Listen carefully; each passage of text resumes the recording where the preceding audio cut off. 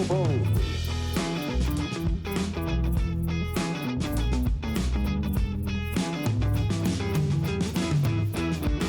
The No Bones Podcast. 3 first-round knockouts and old Stonehand strikes again. Hello and welcome to the No Bones Podcast. This is the UFC 295 review show. I'm Matt. I'm Chris. And I'm Rich. So many big performances to get into from Madison Square Garden tonight, but we're starting in one place and one place only. That is Tom the Honey Badger Aspinall. Oh my God, that guy turned up and he got it done, didn't he? Go Tom! You know what? He's a fucking superstar, isn't he? Wow. What Without a shadow of a doubt. Certainly is now.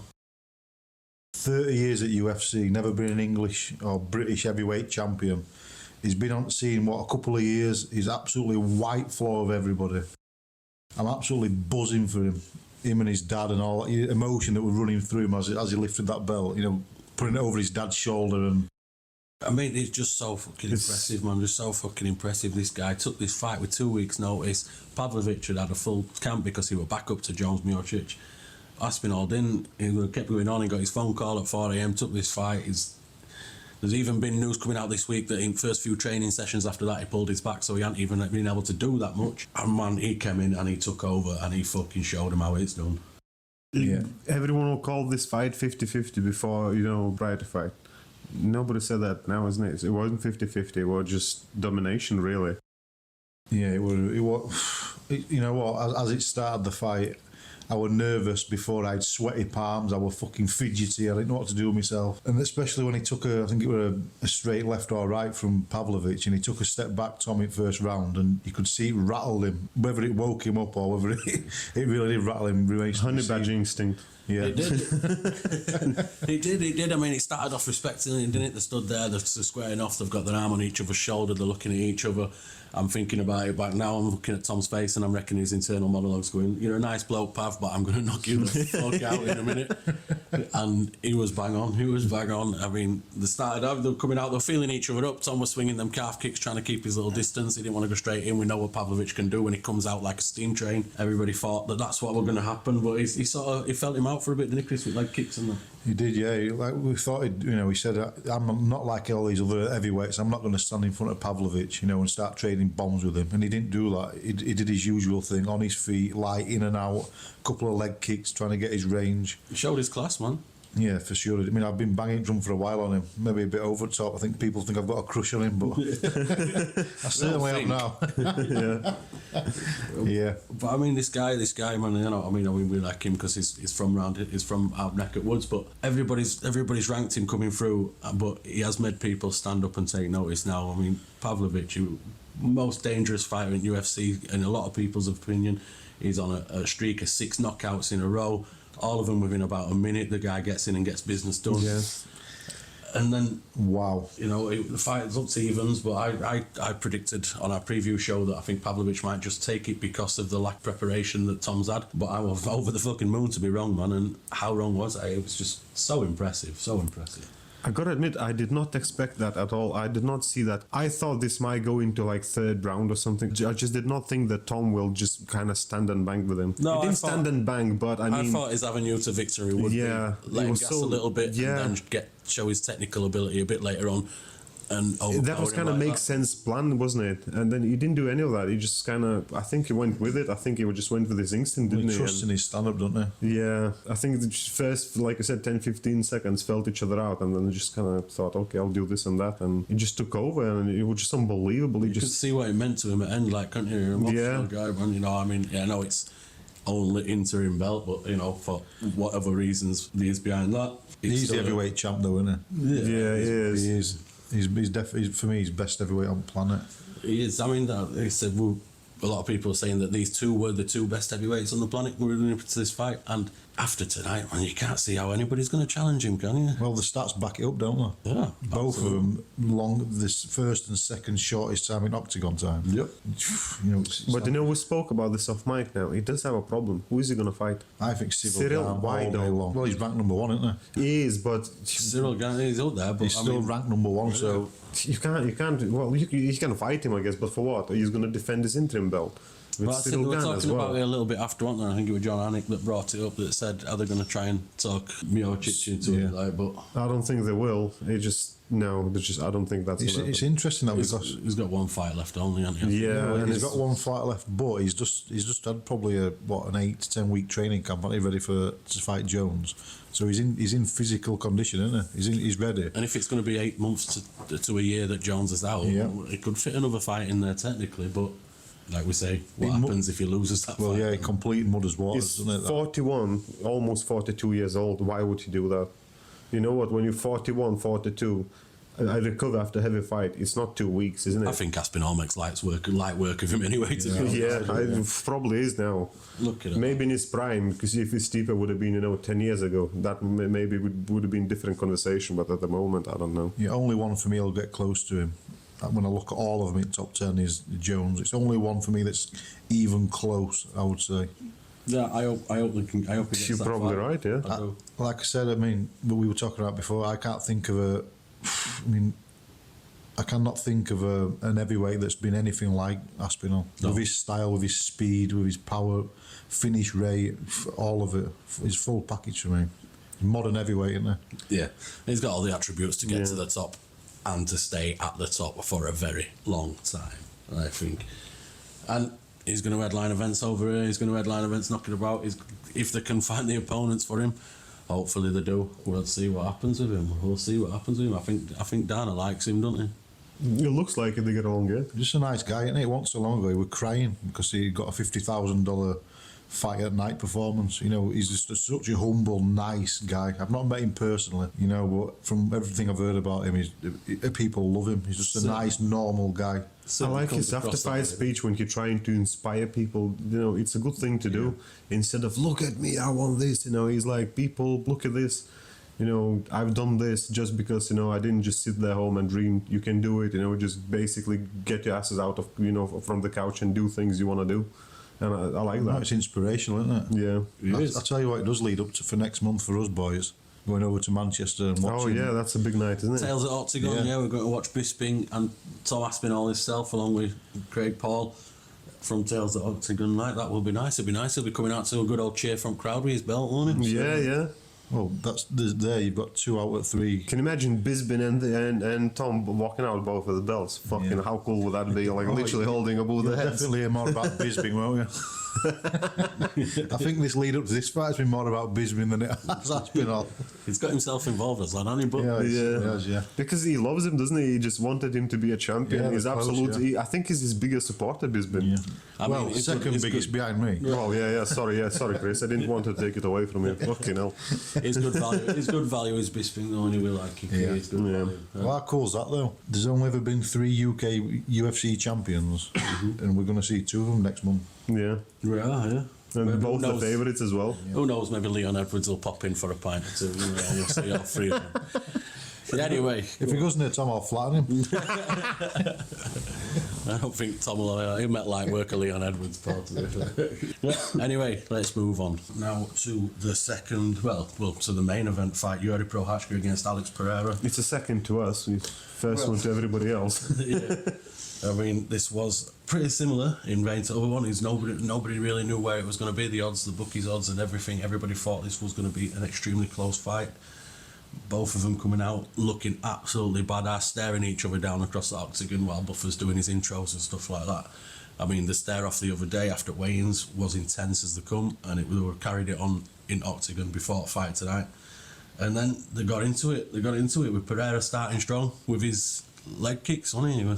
He were buckling Yuri's legs from the beginning. Yeah, he was chewing that front leg, wasn't he? You could see he was changing. He changed his stance a lot anyway, Yuri, but even more so today after 2 or 3 of them calf kicks. It seemed to hurt him early. He welted, yeah. Do you know what I'm surprised about? Like, I can't remember. Did you see Joe Rogan? So one of them said it as well. It's the same thing. His leg kick is like, it's not a new thing. He does that always, and everybody knows he's gonna do it, and nobody seems to see it coming. I don't really understand that. Just can't get out of it. He's like Leo Machida, didn't he? With these kicks, he was that dangerous as well. What Rogan was saying about that is he's usually like you turn over your hips when you're kicking like Yeah, and he's not. You don't turn his he's hip like over, karate it's just, style as well. He's like Leo Machida used to do that, if you remember. Like literally from standstill, just really, really powerful kicks. Yeah.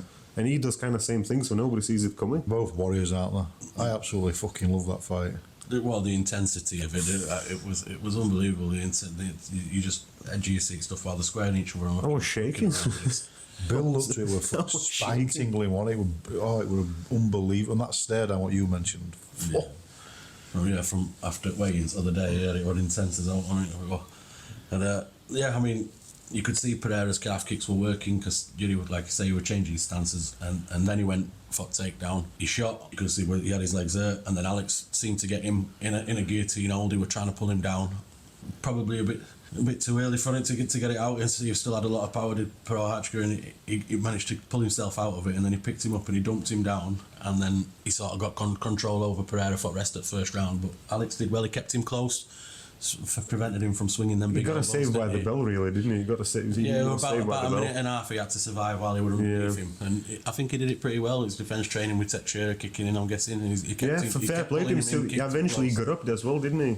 Yeah, just before end of round he managed to get up. But oh yeah, so he didn't got save. So what am I talking about? Yeah, so he did get up, didn't he? Yeah, I was saying no. Okay. He tells you how far he's come along, though. To say he was just a straight up kickboxer, two-time glory kickboxing champion, middleweight and light heavyweight. And I mean, how much is his ground game? Come on, I mean, what has he had? 10 fights in MMA. He's four prior UFC champions, beat all of them. What did I say before? If you don't have a good ground game, if you have decent defense, you can kind of get away without it. That's sometimes if you hit like Poatan hits me, then Well, it's takedown defenses we need as well, isn't it? 'Cause it's all right being, all fights start standing up, but if you have decent takedown defense and if you're on the ground can defend yourself, you don't even have to be the one that as long as you can defend yourself and get out of this ugly situations. I suppose it depends on what moment at round you get taken down, doesn't it? Like today, he got taken down about a minute and a half before end. He managed to keep pulling him in, keeping him close, and he rode it out. Had he got took down with 4 minutes to go, it might have been a bit different. Prohaczka might have started swinging them elbows. He might have caught him a couple of times. Oh, maybe right. Yeah, that wasn't the case. He managed to get out. Then it sort of saved by bell at the end of it. We're looking at comments at side of the screen with people on X, Twitter, or whatever you want to call it nowadays. They all thought that Prohaczka took it 10-9, quite a few. I was quite surprised at that. I thought it was a really close round. I agree. I wouldn't have been with damage Pereira did on legs kicks. It wouldn't have been surprising if he'd have won that first round, but it was very close either way. And then we went into the second round, and Pereira came out, didn't he? What do you think about the stoppage? You know what? It's interesting that because I think all three of us, including Joe Rogan, guys DC, side, everybody, But I said straight away, I was shaking my head, thinking, bloody hell, it is early. Yeah, it looks like he had a little bit of life left in him, didn't he, to be able to try and defend himself when he was finally on his back. But with them elbows that he were throwing in, it did look like he went limp a little bit.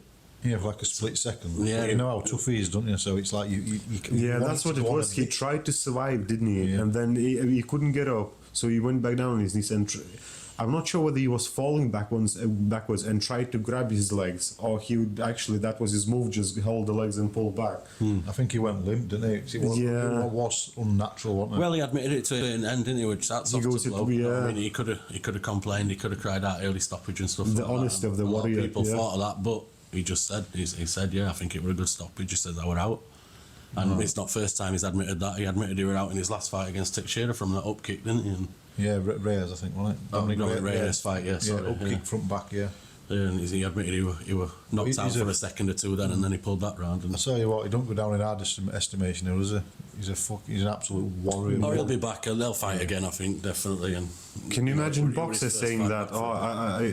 It was a good time to stop me.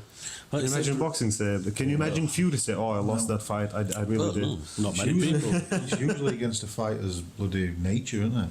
They want to keep going on no matter what. That's why I was surprised. We were all saying we thought it got called off early, like them at cage side as well. But I said to you, didn't I, that he wasn't protesting it. He didn't have his arms up in the air. He wasn't like arguing with ref or like what's going on. He just took it. As a man, didn't he? He did. As a true samurai he is. Yeah, he is. And let's not forget, guys. He's been out for what 18 months or whatever it's been. He's been out injured. Pereira, that's his third fight this year, so he's been active. You know what I mean? It's that does come into it. When you've been out for so long against an active guy like Pereira, who's in there, he's getting better each time. His record's impressive. He's now a 2-weight world champion after 4. 5 UFC fights or whatever, something ridiculous like that. Yeah, He's just beating everybody He's that's put in front of him. He's and definitely developing, that's for sure. he called out Izzy Adesanya at the end of it. I think that was a bit of Which is nice. He wants to avenge that again, doesn't he? Because, yeah, but he's not going to. Adesanya is not going to move up there. He's been there before. It didn't go well. He's not going to do that again. Yeah, I don't think he will either. I don't think he will. But do you know, from Proachka, we can't take it. We cannot be taking away. I think from Proachka, performance of his was really, really good, wasn't it? Well, A couple the uppercuts, they were unbelievable. Yeah. That's what he does, isn't it? Those weird angle shots and stuff like that. And Pereira didn't see them coming at all. They landed straight on a button every single time. He'll be back. He'll have another crack at that Yeah, I title. believe so as well, yeah. I think they'll have a rematch, yeah. Yeah, I think he'll be back as well.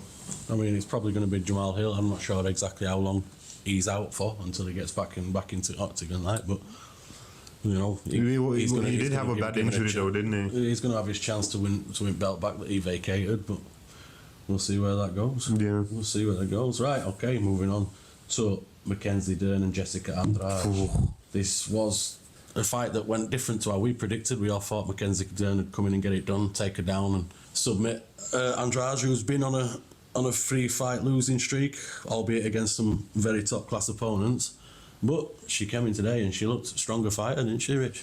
Yeah, but you know, I don't know if you remember in last podcast, I mentioned that, and I had a feeling that the only problems Dern might have is strength, and if she's gonna stand and bang. And I called it both right. When she tried to take her down, it didn't go well because she was just surprisingly low amount of takedown attempts. Yeah, because she tried it once. She realised I think she's too strong for her, and she just left it. Yeah, that's right. She tried it early, didn't she? And yeah, she shrugged off. And then she thought she's way too strong for me. Or maybe later. And then I don't know what happened to her. She just went on fucking wild fucking throwing punch streak. I don't know why she was doing that. She landed a couple of combos, like, didn't she? It looked did, like she tagged her a couple of times, but she looked like she was out of her depth, to be honest. Yeah, and I don't know why she 4 times. I think. Yeah, she had 4 knockdowns, like, so it was only going to be a matter of time. She looked like she was struggling after the first knockdown, and then she'd end up like clipping Andrade with a couple of them. Reckless. But then, she was reckless. Then she'd just get tagged and knocked down again, and I don't think she was listening to her corner as well, because I don't think anyone in her corner said, you know what, carry on what you're doing.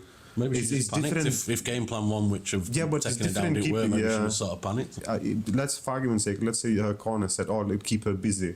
But it's difference between being reckless and keeping somebody busy, isn't it? She was just fucking going guns blazing all the time. There's that age-old saying, isn't there? Jiu-jitsu and wrestling, it's all good, isn't it? Until you get slapped in the face. Yeah.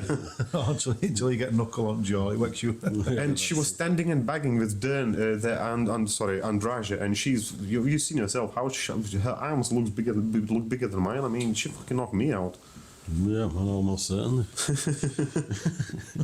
Well, I wonder if she's been elbowing roof tiles recently. probably. But now she looked impressive, and she put a stop to a losing streak this year. Yeah, she was calculative. She didn't throw any unnecessary punches. She just waited her to just let her be reckless, and she just kind of took it back, and didn't she? She was like stepped back and just waiting for her to come in, and she did right. Yeah. She's just gone through a divorce, hasn't she? Yeah, let's mention that before 6 or 7 former times. partner might be taking her back to court for a few more dollars. 2 winners tonight in that fight. Anyway, let's move on. So, Matt Frevola and Benoit Saint-Denis. This was a lot of people's tip to be fight of the night, despite the 2 barnstormers that were co-main and main. And it didn't really disappoint when Matt Frevola coming fighting in New York City, his hometown. He's never lost there before. Benoit Saint-Denis coming on a hot streak out of Paris, looking like the badass that he is. And again, it were a good fight. It were a good fight, and the finish, especially from these 2 ex-servicemen, they looked every bit the badasses that they are, didn't they? Yeah, they certainly did, yeah. I was a bit gutted because the one that let me down on me bet, me threefold. Should have listened to me. Yeah. I knew Saint-Denis will win. I said that long ago. He's an animal. He's an absolute animal. Yeah, I just thought Matt being at home and all that, he's knocked his last 3 opponents out. He were on a streak, mate, yeah. Undefeated in his hometown, home city of New York. I just thought, that was 50-50 really, wasn't it? There wasn't much in between them. Yeah. But what a finish it was. And it would what would it first? What was it? Second round? Was it second or first? First round. First. but he wasn't far into the first round. Minute and a half in, yeah. Minute and a half in, jeez. Minute and a half. In every It was fight enjoyable. today ended like that. It was a lively start from both of them. I mean, Yeah. Saint-Denis had a takedown attempt and he slipped out back of it, and then there was sort of a bit of a back and forth on ground between them both, and then Frevola managed to pick up Saint-Denis and he did a big dump, took him down, didn't he? Oh yeah, that's right. And then he was sort of on top of him, and Saint-Denis sort of slipped out from that. And as he slipped out from the got up, and Frevola sort of stepped back, and it just lined up for Saint-Denis to do an absolutely awesome head kick, which he wasn't getting up from. Dead accurate, you unbelievable that kick, yeah. It was. Technical, that was technical, yeah. Frevola looked like he was unset, didn't he? He was coming back and he was like on a bit of a weird angle, and he looked like a bit uneven. You know what I mean? Didn't he? You know, on the way out, didn't he got caught on the way out a bit as well? He did, didn't he? I think he clipped him with a left hook, I think, or something. Yeah. I mean, he came into the fight confident, didn't he? He did Frevola. I think, like you say, because of his record at Madison Square Garden in his hometown, he come out and he was sure of himself and give it a good, didn't he? But Saint-Denis, he looks good. He's really starting to make some noise in that division. Maybe his next one that's going to be up there knocking on the door at guys at top. Yeah, I think he's ranked just outside at top 10, or he was like 14, 15 round that mark. Before tonight. That will certainly put him knocking on the door at top 10. And I tell you, who would he calling that after? Isn't he only, what is his fourth? He was talking about Gaethje, wasn't he? He was talking about fighting for BMF belt. Isn't it only his fourth fight in UFC or some third or fourth fight? I'm not sure off the top of my A head. couple of times in Paris, I think, hasn't he? Yeah, fourth, something like that. Yeah, something like that. But yeah, he's calling out some big names. He called out Mateusz Gamrot, Justin Gaethje, Dustin Poirier.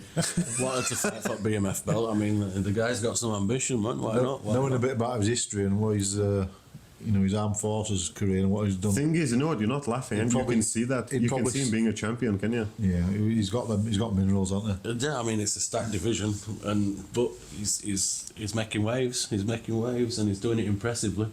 So we welcome new contenders in all divisions, don't we? You know, I mean, we don't want to keep these repeat fights over and over again. We want new guys to keep coming through, and looks like Saint-Denis is the next one on that line. Yeah. Exciting times. Exciting times, indeed. Gaethje didn't look like you were bothered about fighting him, right? I think he just wants a shot at Islam next to him. Yeah, I think he got his eyes set on him, doesn't he? I think he does, mate. I think he does, yeah. The other fight that started off this card was Diego Lopez beating Pat Sabatini in the first round with a KO. He was continuing to make waves in that featherweight division himself with an impressive finish. Tagged him, jumped on top of him, got the job done.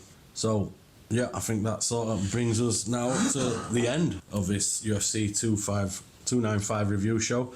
Between now and the next numbered event in December, we'll look to maybe get a profile show or two to you. We've got a couple of ideas for guys to do a profile on. There's a couple of fight nights. There's one particularly decent looking one in Austin where we've got Beneil Dariush and Arman Sarukian and Dan Hooker versus Bobby Green, amongst others. That's looking like a pretty exciting card. Maybe we'll do a pod on that. It's not a number event, but it's what we usually wait for, but maybe we'll have a go on that because it does look like a pretty decent event. And yeah, thanks for listening again. Listening to us on Spotify. We're going to start getting videos out on YouTube, like us, Instagram, Facebook, all stuff like that, the usual places. And hopefully it won't be long before we speak to you again soon. So from me, Matt, cheers. Yeah, from Chris as well, cheers. And cheers from me. And don't know how the quality is going to be, but we do apologize for the quality. Sound quality if it's bad. Yeah, we've had to make some little adjustments this week on those microphones, so hopefully it turns out all right and we don't sound like we're in some dingy little basement somewhere. I think we call that technical issues, don't we? Yeah, or forgetting in a SD card. we cracked on anyway. Yeah, well done to Tom Aspinall. Big Tom. Fucking Well get done in to there, Tom. We boy. love Definitely. See you soon. Well done to Tom. See ya. Bye-bye. We're not here just to take part. We're here to take over.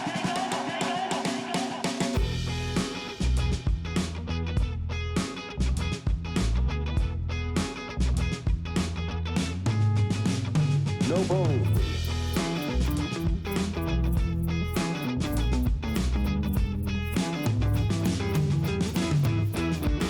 The No Bones Podcast.